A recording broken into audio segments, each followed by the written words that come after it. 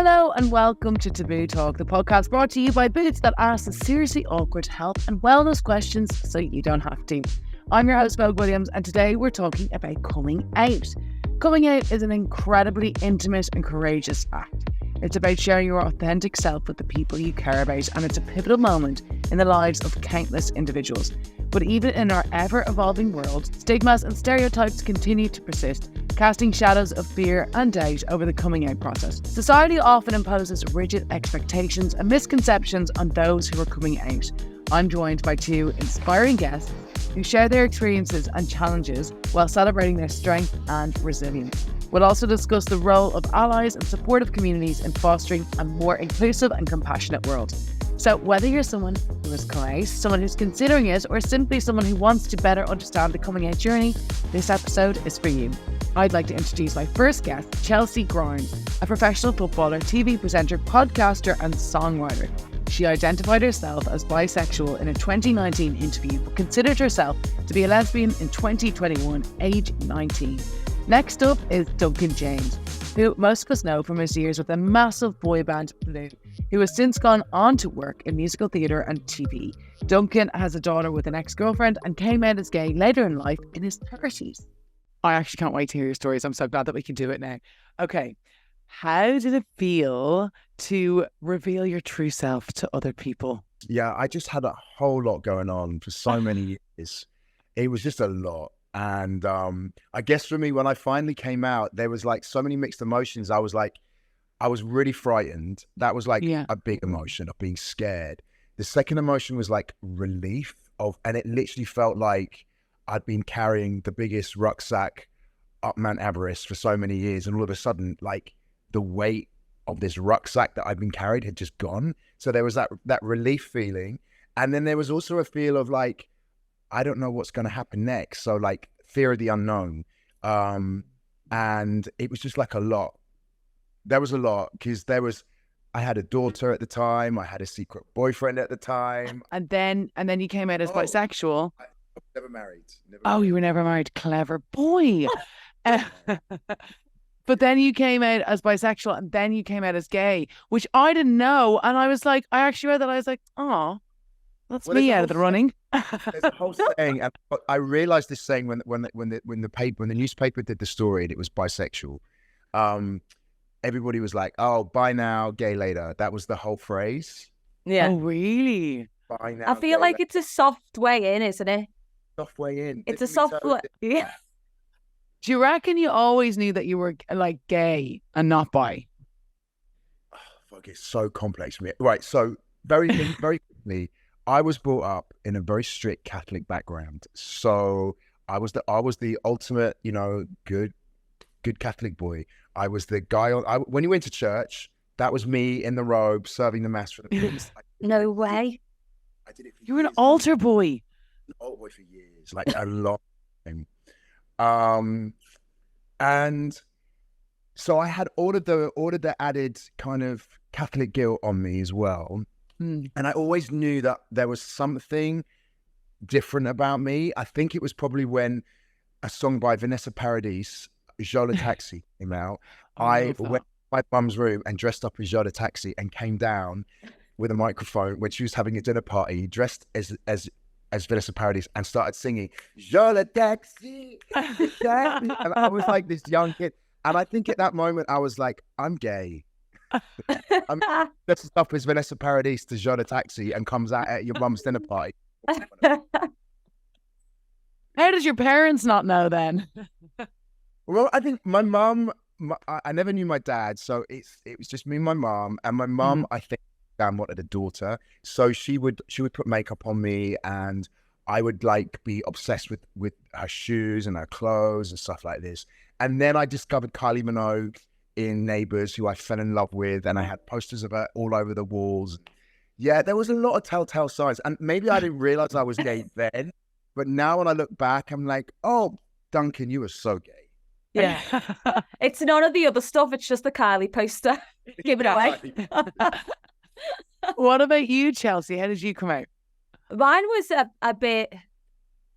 It wasn't like a huge coming out thing. I think for me, a lot of my friends were gay from, early age, but I had a bit of guilt where I was like, I'm not like that though. Like, just so everyone knows, I'm not like that. I'm not gay. Like, it was a very thing. And my mum, you know, she's proper Scouse woman, loves it, working class. Like, and we go to like my football presentation nights, and she'd go, "Oh, is she gay?" And like, you know, you could tell from a young age. But I was never like that. Like, it was just I play football, and that was about it. The rest of it, I was kind of like, I don't know what I am. I was just exploring, and then I had a boyfriend. It's what most guys ask me straight away. So have you ever dated a guy? I'm like, yeah, I did. I had a boyfriend of 2 years when I was 17. He played for Liverpool. I played for Liverpool. It was like this footballing thing. And you know what's weird? I genuinely like enjoyed being with him.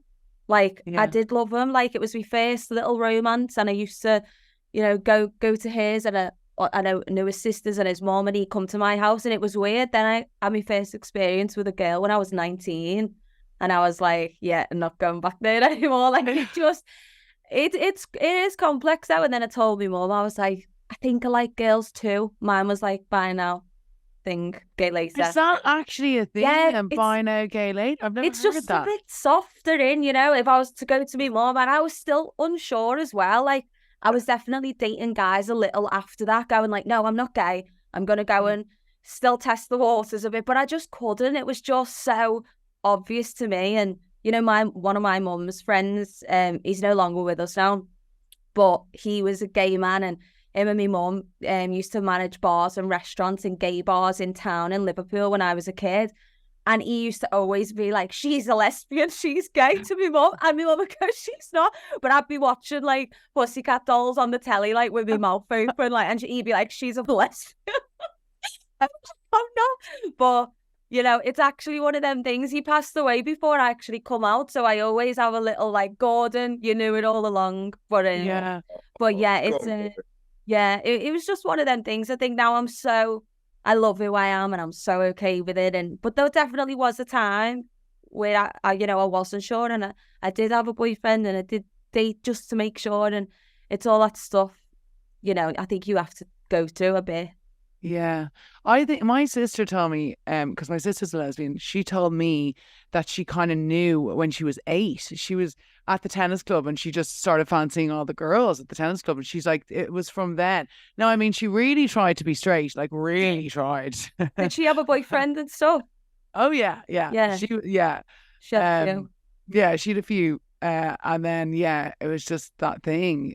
But I found it fascinating that she would know that young. Did you ever have like feelings like that towards girls? Yeah, but I thought, you know, it's that thing what, you know, my mum used to be like, oh, she probably just wants to be like her. But it was like, do I want to sleep with her, or do I want to be like her? I think, you know, they always used to push it on that. But it was a confusing place, but I did not want to be gay. There's times when I literally, you know, when I was growing up, there was a show called The L Word, which is... I love that. Oh, do you know it? Yeah. Oh, my God.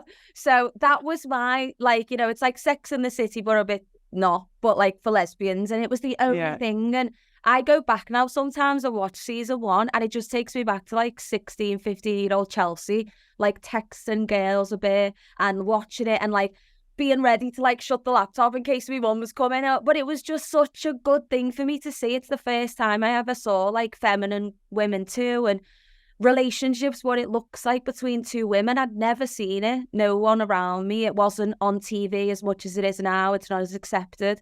So that was like my whole little growth as well. Were you like scared to come out? I know your mum was really supportive. My mum cried. Honestly, she cried when I told her that I like girls too. Then it wasn't. Then you think, all right, you built up the courage to say, okay, I like girls too. Then you're in even a worse hole because you've got to say one day, actually, the fellas are gone as well.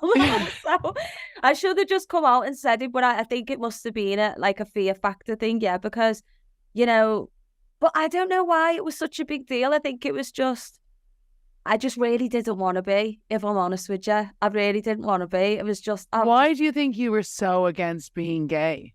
I just didn't know anyone like me. I didn't know a single lesbian. I didn't know any on the TV. I was just in football. I knew, obviously, a lot of my football friends, had girlfriends and stuff. But my thing was like, oh, well, I've got a boyfriend. And then drastically after my first like experience with a woman. It threw everything out the window for me, and I was like, oh my God, so this whole thing I've been saying for ages, who I am, I've completely got to like remove myself from it, because yeah, it feels different, it feels right for me.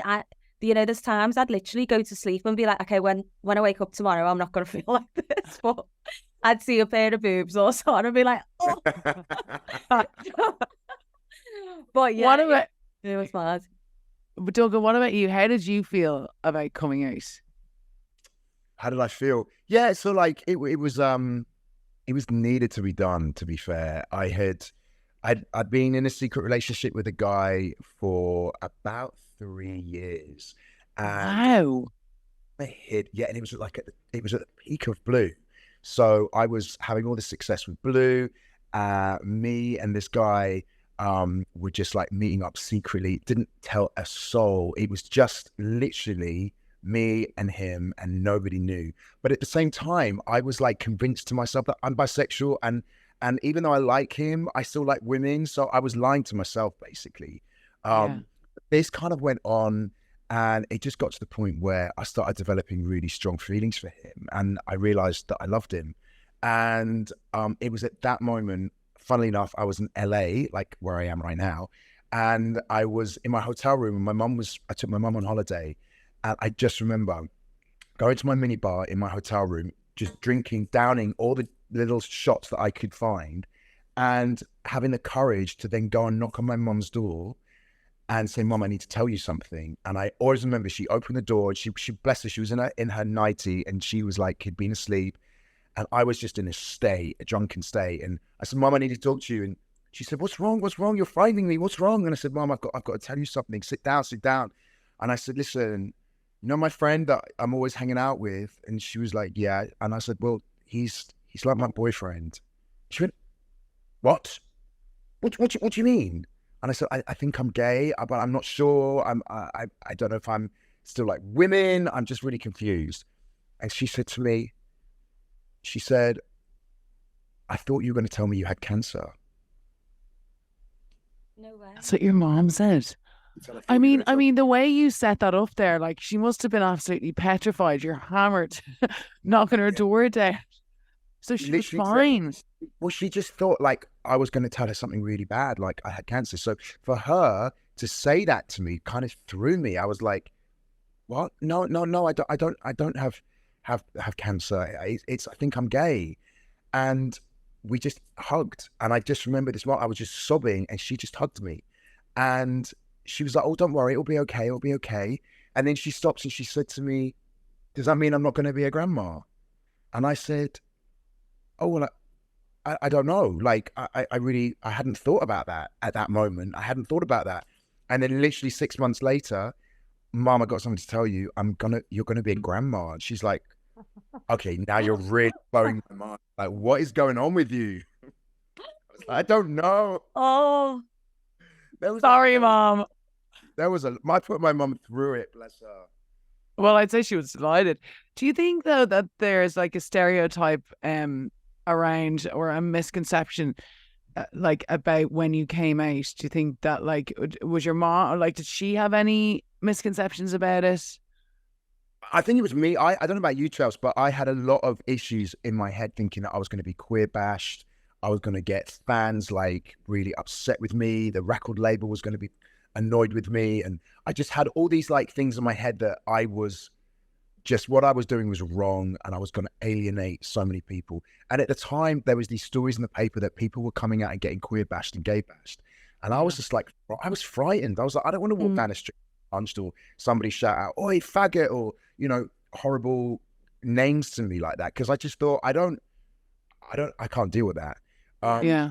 That was all in my head. Like, thank God, none of that for me ever happened. And I know that some people have had to go through that, and it's disgusting. But I was lucky. So for me, I kind of sailed through my coming outness in a really kind of like easy way, and in a really accepting way. And everybody was just like really cool and didn't really care. And it was just like, "Oh, well done."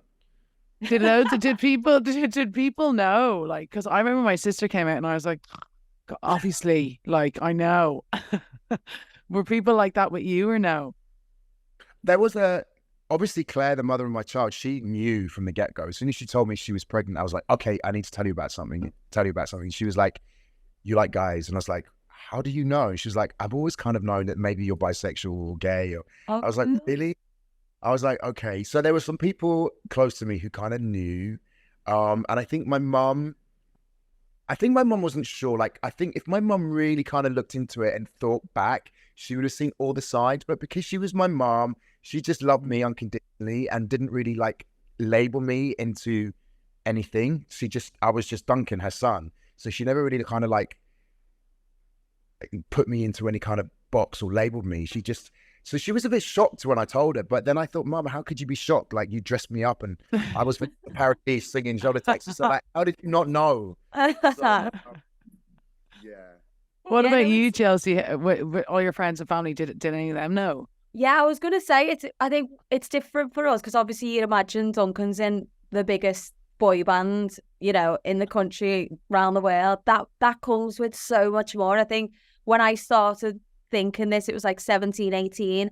I was just signing to my first record deal after transitioning through football, and then I was going into music. And, you know, for me, like I said, there was still no outwardly award-winning lesbians. So it was very much like played down. I couldn't see it on the TV, so I didn't want to come out and try and, you know, sign to a record label, my first ever big thing I've accomplished, and then go, oh, by the way, you know, I remember saying I wanted a girl in my music video, and for the first one, they were like, absolutely not. Like, you're coming out as a new pop star, like, you're going to alienate the crowd. Like, can't you just say you're bi? And I'd fought so much to get away from that. Yeah. Like, that year before, it was really like, no, I am gay. I'm going to own it. Like, I'm only dating women. I only find myself being, you know, attracted to women. I'm gay and I'm okay with that. And as soon as you're okay with that, to go into a new prospect in a new world and then get told, oh, don't say that too loudly, like, you know, it's hard for a young woman, you know, it's difficult.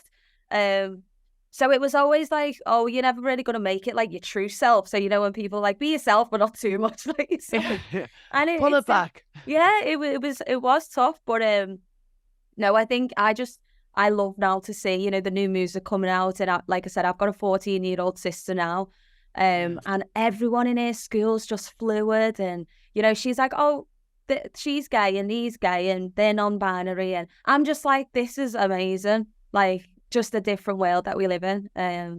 But yeah. It is. I still feel like there's still a bit of like a stigma around non-binary and all that kind of stuff. But it's such an educational process for people, because you can't just like, it's hard sometimes to remember, like I remember, like, I used to work in a radio station and Sam Smith would come on and I'd be so nervous that I'd say the wrong pronoun. Yeah. That I'd be like, really, I'd write everything down to a T. Yeah. But like, it's like, but that still happens with me as well. I think, you know, because I'm in the LGBTQ plus, you know, people expect me, but I don't have any non-binary friends. So I done a podcast last year with Courtney Act, and we spoke to someone who was non-binary, and it's a brain train, but as long as, you know, we're all on the same train trying to you know, do the correct thing. But it is, I think it's a new thing we're all exposed to. And, you know, listen, like I say, life, if you're just not harming anyone, you've got to let people just live their lives. You get one. Exactly. Now, you were saying, obviously, in the music industry, that's like awful that they were trying to make you just pretend to be something else. But within football, you were talking about having lesbian teammates and stuff like that. Isn't it weird how in male football, like, there's got to be more gay footballers? But why do you think that it's just that they just could never come out? They're just scared to come out? I mean, you're seeing it slowly, right, in different leagues, not in the Premier League, which I think will be the first one. But I mean, you know, I've grown up in football, and you know, I can see how difficult that must be if you're there on that team and you're surrounded by 70,000-80,000 football fans who, you know, even when I've been in the crowd, I listen to some of the slurs, and it's not a place that you could feel comfortable in being yourself right now in time. And it is going to take more and more people to come out and go against it. And, you know, what they're trying to do with racism and crack that down and be more pro with the gay community, but it's a generational thing. I don't think that's gonna go away now, if I'm honest. And with the women, I think, you know, they're just outwardly, like you said, a lot of the lionesses are gay, and a lot date each other. Like, I've been in a couple of teams where people are married. I could never do that. Like, there's no way. If I don't pass her the ball, there'd be absolute murder. But yeah, I think it's a generational thing. Unfortunately, I think I just don't know the answer to that. Duncan, what do you think? What with footballers? Well, why do you think? Obviously, I know as a player, like, how you want to just turn up, do a job, and you know, you don't want to get slandered the whole match. And I can just only imagine. It probably would be that. Oh, yeah. Do you know, it's funny. I just watched the David Beckham documentary, which was brilliant, by the way. And I never realized. Thinking about that, I know what you're going to say. Yeah. Come on. I just never realized like how brutal the fans. Oh. I mean, I never realized he went through all of that. So you imagine a footballer going through something like that and being gay. I mean, oh my God, it's brutal. It's like horrendous. I can imagine, well, I can't imagine it actually, but it would be horrible to literally go onto a football match, to be playing a game and having all those people just chanting horrible things. I mean, oh, poor David. I mean, he's obviously not gay, but he went through a lot of abuse for something that he did. And you imagine going through that as a gay person on a football pitch. I mean, it's no wonder they're frightened to come out. Yeah, that's what I'm saying. Like, no wonder, you know, you're just putting yourself, but whoever does it first, absolute. Yeah. Honestly, like, that's going to take someone special to really be the first in the Premier League. But you know, it's bound to happen. Yeah, it's bound to happen. But you've got to crack down on the abuse, though. What is allowed in stadiums still? I mean, that's a whole other conversation. But you know, right now, even when I still go to games, and you know, I've been going to football games since I was 4 or 5, and some of the things that I'd hear as a mixed race female in the stands, like some of the racism thrown at players, some of the terrible things that they'd say about the wives. It's just like, how is that allowed? How is that allowed? But yeah, I think it's just the generations have just got to keep improving the way it is now. Yeah. Duncan, when you came out, obviously you were in blue. Did you find that you got any backlash? I mean, there was a lot of really upset women, myself included. I think I like guys at the time, Duncan. I was probably gutted as well. Absolutely furious. Did you get any backlash? Did I get any backlash? Do you know what? Not really. There was obviously like some fans and stuff that were disappointed. And because Blue was like an international band, we didn't just have fans in the UK. We had a lot of fans who were in different countries all over the world. So I did find that a lot of fans from certain countries who had a religion, a connotation attached to them, found it disgusting and were really like, I can't follow you. I think you're disgusting. You're going to go to hell and all this kind of stuff. So I got quite a bit of that, but then I understood because of where their culture. And very much the UK fans were really supportive. Like the fans I had some very disappointed Italian fans. It's one Irish fan, so but it's fine. He went on to be with another boy band member. Do you think for anyone? Let's talk about that. Gossip. If you had any advice for anyone coming out, what would it be? Okay, so my advice would be just be you, be proud of who you are. Shove 2 fingers up to the haters and just embrace you so you can live your authentic self and just be happy. And I know it's easier said than done, but also my advice would be find a really good friend that you can talk to, because it's really important to talk. Communication, don't filter feelings, get it out there how you're feeling. Even if you have to, tell one person, it's better to tell that one person than harbor all of those feelings in yourself, because all of that is just going to cause you a lot of issues down the line. So talk, find someone you can talk to, open up to, and be free. Yeah, that's a good one. What about you, Chelsea? Don't add anything? I honestly, just like I said before, you get one life. I think also, I get a lot of messages from young girls just saying, where they're from in the world. And, we're privileged to be in a country that's so okay with the community. And we have a community here. When I speak about me being gay and I wear it like a heart on my sleeve, it is because I'm saying it for the girls who aren't allowed. They have to marry a man. I'm just so allowed here to be who I am, and I'm so blessed, and I feel so lucky, and I do not take it for granted. So I think that's one thing, and also it's a personal thing. It's for different people. Like you cannot. It's not the right time for everyone. As and when I was much younger. There's people I know who come out much later. But I think when you get to the point where you don't want to not be yourself anymore, you want to be yourself, and I think that's for each individual. They'll find it in themselves when the time's right. And I think we're doing all right, aren't we, Chelsea? So I mean, look at us. Not bad, are we? You're in LA. I'm in London somewhere. We're living it up. Duncan, you said you had a secret relationship. Was that really was that not so stressful to hide for 3 years? Oh my God, it was so stressful. Like, literally, I mean, the poor guy, he must have, I don't know how many times I rang him up paranoid at night saying, you haven't told anybody about this, have you? Like, oh. No, I haven't said anything. And I'm like, okay. Oh, no.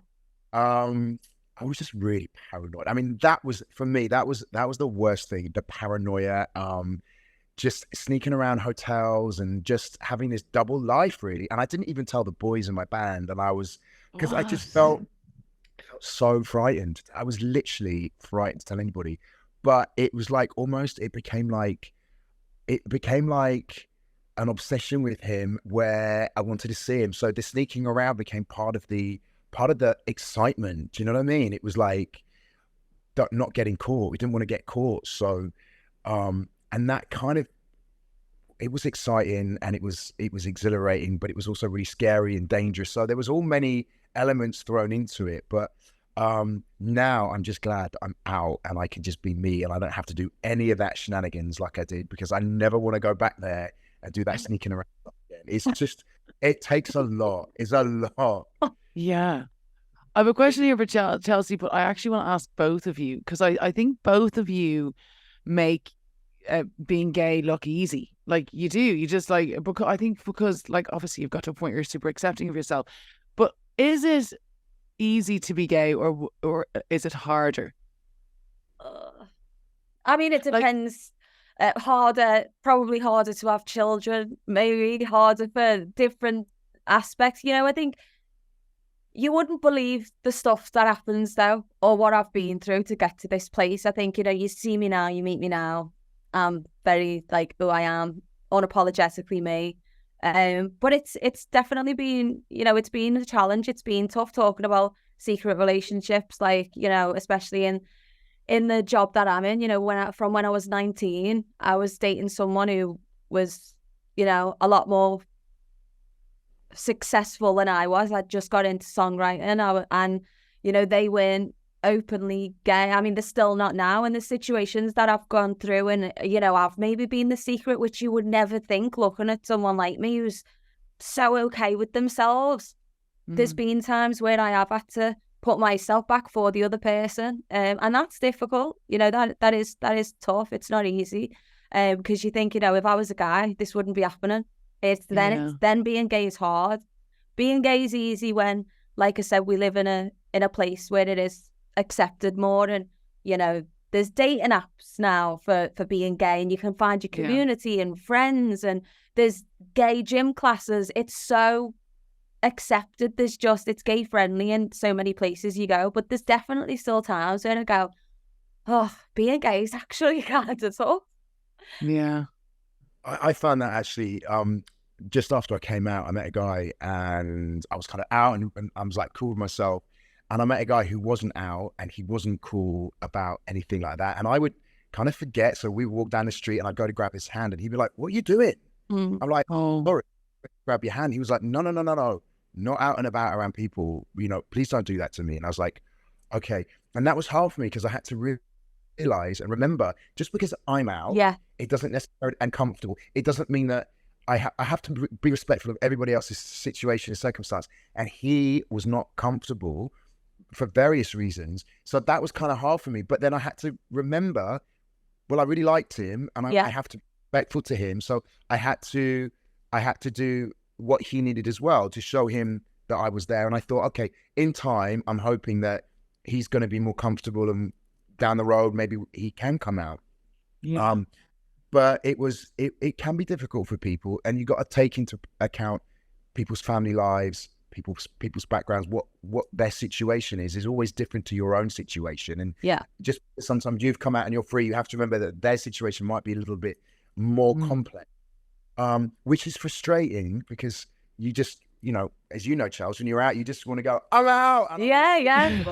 Rainbow and exactly. do you know what I mean? But sometimes it's like, it's hard, because that other person might be like, oh, hell no, I am not skipping down a rainbow road with you right now.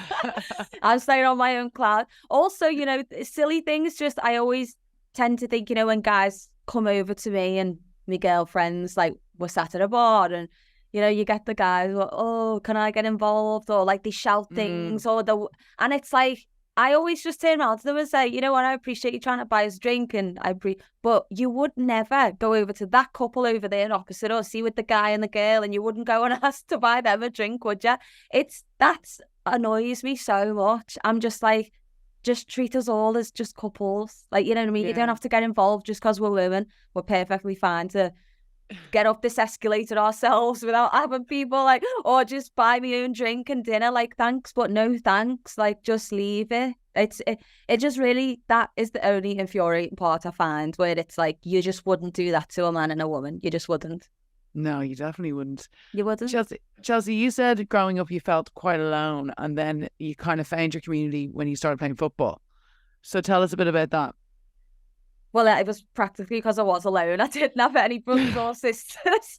It was just me. Oh, you were just alone. I was just a lonely child. Yeah, it was just me, a football, and that was it. My mum. My dad passed away when I was a kid, so it was just me and my mum just living the best that we could. And I just remember it so clear. At school, I'd always be with the boys at break time. All the girls would be making daisy chains, and I'd just be like, on my head, like, just with the boys, just like up to no good always. But when I first played for Liverpool, I signed when I was 9. I'd seen I think my granddad had seen it in the newspaper, like a soccer school, and I went down, and I could cry about it now, because it was the first time I walked onto the AstroTurf and just saw like a sea of all little girls like me in the football kits and the coats, just playing football, and I'd never seen that before. And I was like, oh, I'm home, like, this is where I belong. And it was just, that's how I felt like coming out as well. It was that kind of feeling like we all have this similar ground. I could never relate to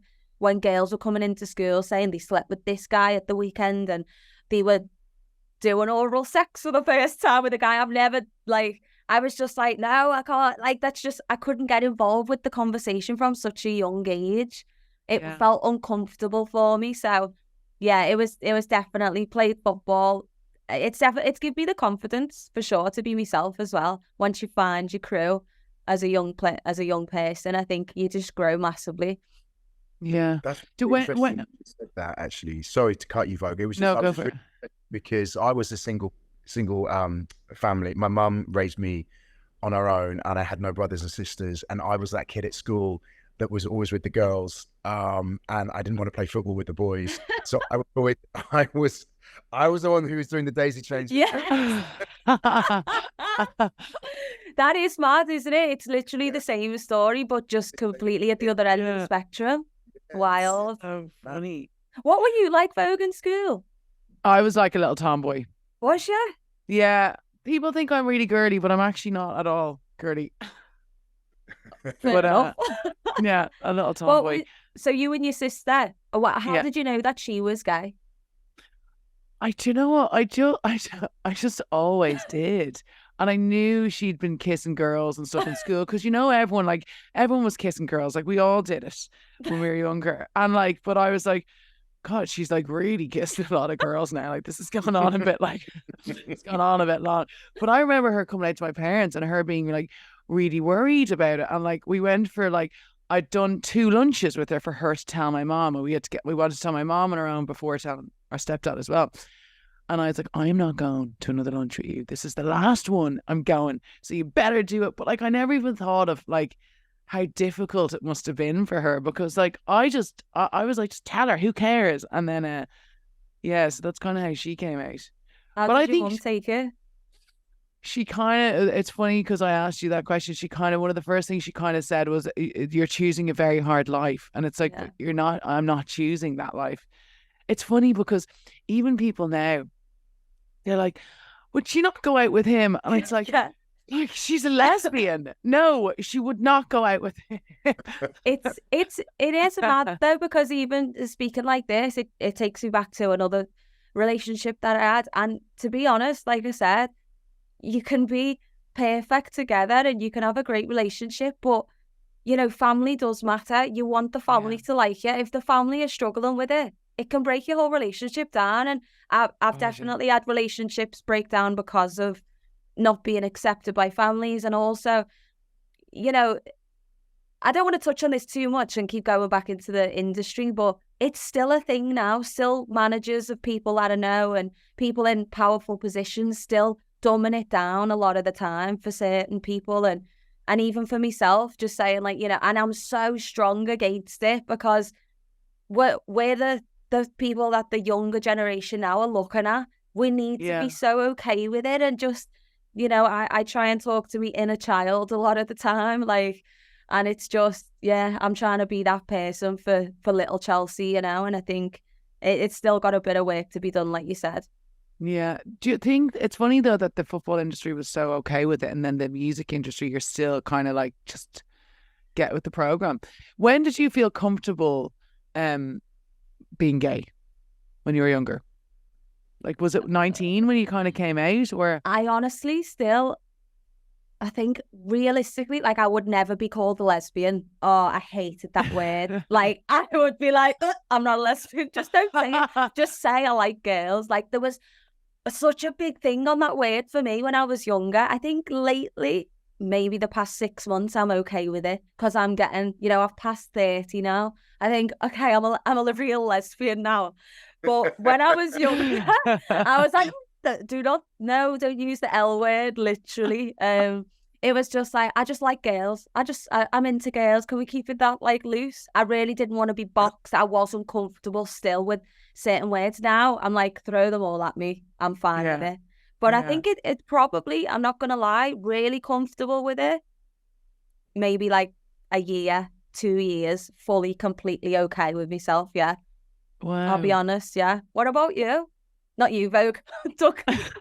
Well, I didn't come out until I was like 30. So I came out in quite a strange way because my coming out was in a newspaper. I decided to do the story. And it was the most scariest thing I'd ever done. And I just remember being absolutely petrified. And I remember when the story came out in the paper at the weekend, it was like a big double-page spread thing. I had to leave the country, and the guy who I was talking about, who I was kind of dating, he was cool. He just said to me, "Listen, let's get out of the country." We went to France. We went on a vineyard. Oh, so gay. Yeah. You're definitely gay. We went to different vineyards around France, like these chateaus, and I was just getting drunk. I thought, I just want to blot out what is going on in the UK. I don't want to hear it. I don't want to see it. I don't want to hear anything. I just want to.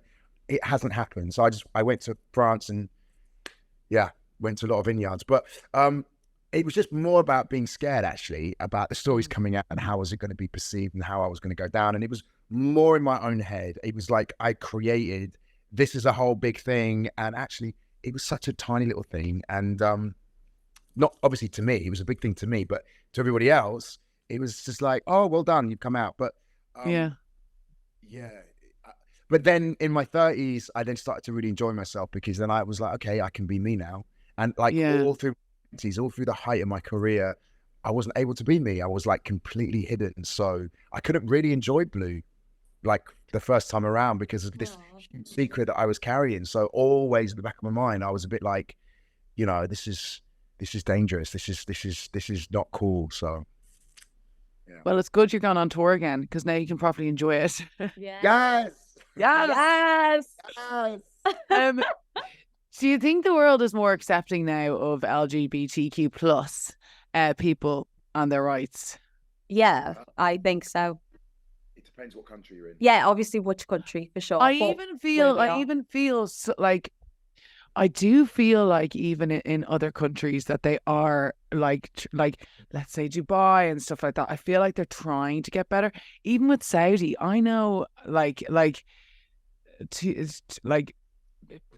people, the Saudi family employing openly gay people because so that to me, I'm like, oh, maybe like there's going to be something different, but I think there's still a really long way to go. I think the trans community are getting a real fair ring, and I really sad about that because I've got many friends who are trans, and they seem to be getting a massive lot of the bashing at the minute, which is just wrong. And even in the UK, do you know what I mean? I've been watching Married at First Sight, which I'm obsessed with, and there's a trans girl in there called Ella, and she was getting so much hate online because of something that she did in the experiment. And I messaged her and I said, "Are you okay?" And she said, "No, I'm getting so much trans hate at the minute. It's really upsetting me." I'm like, okay, babe, stop reading shit because that's gonna, first of all, do your head in. Try not to look at what people are writing on the comments because people are just nasty and they're keyboard warriors. So just. And it's like a small group of people who make the most noise. They've got the most accounts and they won't stop. You just can't look at it. Yeah. So, but there is, I mean, for the trans community, I think we've got such a lot of work to do. And also, in America as well, there's been recently, I heard all these stories about they're trying to ban drag queens in certain states from performing, which is like, what's going on? Like, because they think it's wrong that drag queens are in the community, and it's encouraging people in certain ways they shouldn't be encouraged. And I'm like, this is what are you talking about? A drag queen is like, you go and watch a drag queen, a drag show, it's entertainment. Yeah, drag show. And there's like states in America now that are banning drag queens from being able to come in and perform because they said it's wrong. It's crazy. So there is certain ways that we're progressing, I think, but there's also some really crazy steps backwards that we're taking in the world. I think it's just resistance though, isn't it? I think we have come such a long way. I think even from when I was a child, like I would never just see as many same-sex couples just walking around the way I do now. Like there's people now who don't have to be in secret, even like 50 years ago, people were literally secrets of secret. Now, if you're in a secret relationship, everyone's like, why? Like, it's not even a big thing. Do you know what I mean? Yeah. So I think now, I guess places are having a bit of a pushback and resistance, but 100% it's more accepted from when I was younger. Yeah. And it's, it's only going to get better now. Like I said, kids in my sister's class in school, openly gay, are 14, 13, just like so okay with it. That would never have happened in my school, ever. Yeah, it's wild. Well, the very fact that we're showing on television programs trans people, it's visibility, isn't it? Yeah. So it makes, as you said, it makes people feel more accepting and understanding when they see it on a television. I remember watching back in the day Big Brother. I think her name was Nadia. Yes. Remember? The winner. Like the winner. And it's been such a full circle moment. And being so happy for her because she had won, Big Brother. And I just thought, wow, that would never have happened, say 20 years ago. It just wouldn't have shown somebody like her on a television screen. So it really does help. And people like you, Charles, you being your visibility and how you talk about it is really important. But even for you as well, in such a successful space that he was in a boy band, just imagine younger Duncan if he could look at another band and there was an openly gay member. That would have took 80%, maybe not 80%, 8% maybe, but it would have took a little bit off of your back to know, there's someone else doing it, still successful, still selling records, still winning awards. But it's when you are I can see it must be so terrifying for me. Like I said, I had my football crowd, but I was transitioning into, the music entertainment, and it was a bit weird for me. But just for you, I think you're amazing, Duncan, and just being so who you are and open and shouting about it. It's just gorgeous. It is great. I had Tell- Stephen Gately actually. Stephen, Oh, bless yeah. you. He was in Boyzone, and I remember him coming out in the paper actually before me, and I just remember feeling when I saw his story, it made me feel sick because I felt so frightened that it was going to be me next. I just thought that's what I kind of felt, and then I kind of watched how he dealt with it, and then we ended up doing Dancing on Ice together many years ago, and I hadn't come out at the time, and I remember Stephen sitting next to me before we were going out to do the TV show, and he looked at me and he said, you're like me, aren't you? And I went, Oh, and he was like one of the first words oh, that I had. I was gay because I felt connected to him. you do? Yeah. What You he'd do? gone, and I read his coming out story, and there was I doing a TV show with him, and it was like he held my hand and he just gave me a hug, and I will never forget that. Oh, that's gorgeous. That's so nice. Whenever I'm walking, honestly, and I see like a lesbian couple just walking past, it just fills me heart with pure joy. I'm like, I'm one of you too. Like, I love it. Oh, I love that. Chelsea, you've had some high profile romances, and like, is that hard to deal with, to have all that stuff in the press? Yeah, I think, they're the only ones you know about, to be honest. There's been a couple, but it's the job I'm in, it's the industry I'm in, it's where I'm gonna meet people, and yeah, it is weird. Imagine when you date someone. I guess it's for all of us. How do you even explain it? It's weird. I used to hate it coming out, because you're like, oh God, now like I'm gonna, like, what about next week when I go out with someone else? Like, what do I look like? It's gonna be next. Like, yeah, exactly. People like, you've got a type. I'm like, no, I don't. There's people in between. Like, it's just, but it's such a strange thing. You start dating someone, and then whatever, someone wants to know about it. You would just never do that in a normal situation, though. People commenting, like, online, like, writing. I'm getting messages from randoms about my new relationship. Like, I just think, again, in a bar, would you, as a normal human being, go over to someone sat there as a couple and start slating them? You wouldn't do it. Like, it's the whole thing's odd. I'm a very low-key person. Like, I'm kind of on the outskirts of it all. I love my job. I love my life. I'm very grateful and blessed, and I'm not in it. So obviously sometimes I've dated people who are in it more than me, and it's a whole new world for me. It's very odd. yeah. Like I said, the only thing you can really do is just be yourself throughout it all. If someone wants to take a picture of you, then fair enough, but I don't know why. I'm really not that interesting. You are. Duncan, do you think, like, coming out with, maybe it took you a bit longer and stuff because of literally all the female fans you had that just fancied the pants off you? I just think the process of being in a boy band, having that kind of machine of a record label behind you, and that pressure that that your 80% of your fan base is female, maybe 90%. You know what I mean? So there was just, for me, it was just, I was just like, this is a lot, because I don't want to be the downfall of the band, or I don't want to be the one that, puts things in jeopardy and we get dropped by the record label. So there's all those things going through your head. And don't forget, I was 22 when I got into blues. So I kind of went from 22 to 27, really hiding my sexuality, because that was when I was at my peak of my career with the boys. And I didn't want anything to jeopardize that. I didn't want anything to ruin that. And I didn't want to be the one who was responsible for that. So it was just better for me just to keep things to myself. That's what I thought. What I find fascinating as well is when we are thinking about coming out, I remember it's just bad thoughts that we think. Just then when you were saying, I'm thinking, will I get dropped with the fan base? But then you don't ever think, but I might gain 20% of a new fan base. We might sell more record. It's never, we're really down on ourselves. And it's like, sometimes I've had it through friends and people close to me, where they're really like, this could happen, and I'm like, yeah, but also this could happen and this could happen. And you've got to weigh both parts up. But we are I think when you're in that time and it's feeling so on top of you, you can only think negatively. I think if anyone's listening to this podcast now and feeling like that, just try and give yourself some goodness that could protect. Yeah, because it could go the other way for you.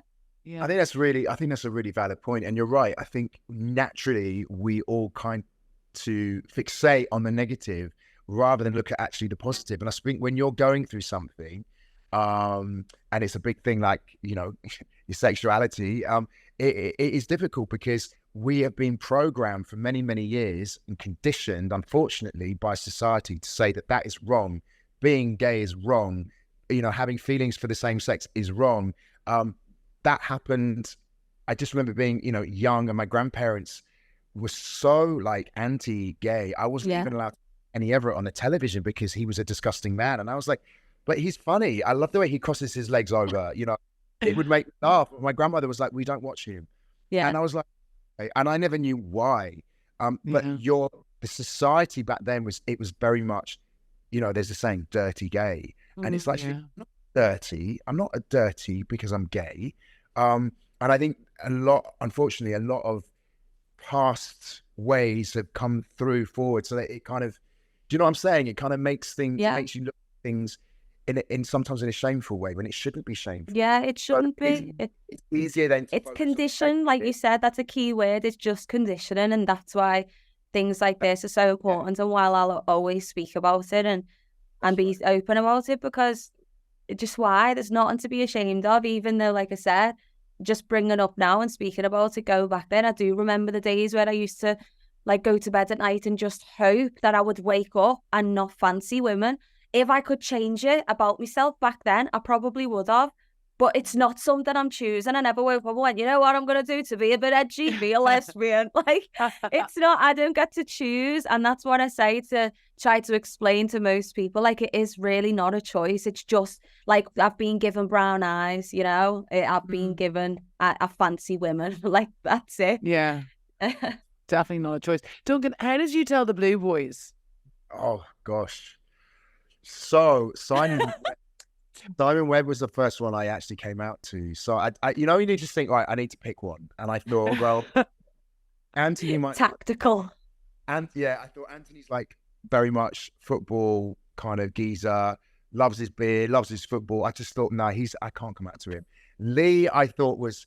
I don't know what Lee's going to... who he's going to tell. I thought he's got loose...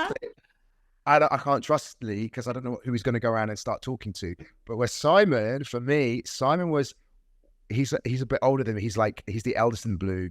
So he is kind of the voice of reason, the very calming one. He's also very like quite a gentle soul.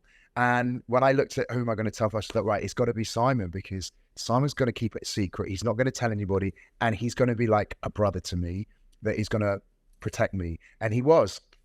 And he was the first person that I told.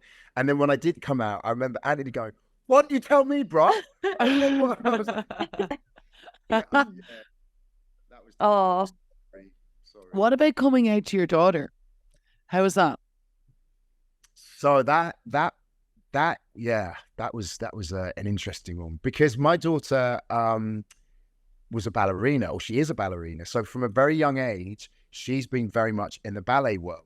So she has been surrounded by guys who were gay, or not even realizing that they were gay back then. Do you know what I mean? When they were young. And now she's in a ballet school where she's surrounded by a lot of gay guys. It was a lot easier for me to be able to have that conversation with her because she was in that kind of school. So, I remember her telling me once that she had a music teacher and that she was doing some you know, when you go, what's it called? When you finish school and you go and have an extra lesson after school. Oh, yeah. Grinds, we call it in Ireland. Yes. Grinds. We call them grinds, yeah. Is that what you call them over here? No.